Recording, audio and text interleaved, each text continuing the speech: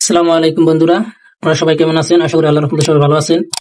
তো বন্ধুরা, আজকে আমি আপনাদেরকে দেখাবো বাজিগার পাখি অথবা লাভবার্ড পাখি, যেকোনো পাখি কিভাবে গোসল করাতে হয় এবং গোসল করানোর নিয়মগুলো আপনাদেরকে আমি আজকে দেখাবো।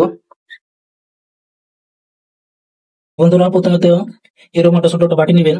বাটি যেন নিজের দিকে সমান থাকে, যেন পাখিটা ভালো বসতে পারে। ছোট একটা বাটি নিয়ে তারপরে আপনারা একটু পানি নেবেন। পানিটা এমন পরিমাণ দিবেন যে এক আঙ্গুল সমান যেন পানিটা থাকে।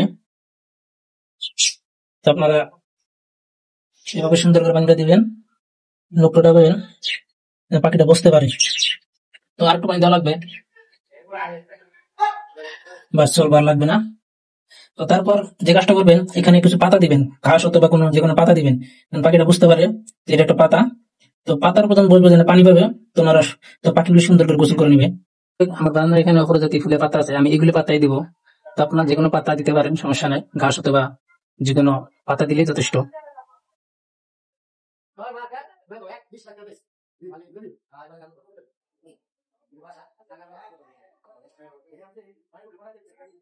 বন্ধুরা, এরপর কি করবেন, তো পাতাগুলি পানির উপর ছেড়ে দিবেন, চতুর্দিক দিয়ে ছেড়ে দিবেন, যেন পাখিটা সুন্দর করে বসতে পারে, যেন তারপর বুঝতে পারে যেখানে পানি আছে। ওনারা পাখিগুলো সুন্দর করে গোসল করে নিবে। তো দেখেন আমার বাজিকার পাখিগুলো কিভাবে গোসল করে। তো আপনারা এই পদ্ধতি করে আলহামদুলিল্লাহ বন্ধুরা, আপনারা দেখতে পাচ্ছেন যে বাজিকার পাখিগুলো নিজের আনন্দ মতো করে গোসল করে নিচ্ছে।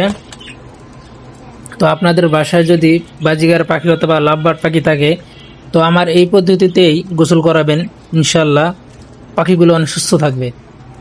তো বন্ধুরা, ভিডিওটা শেষ পর্যন্ত দেখতে থাকবেন। আমার চ্যানেলটা যারা সাবস্ক্রাইব করেন নাই, চ্যানেলটি সাবস্ক্রাইব করে পাশে থাকবেন।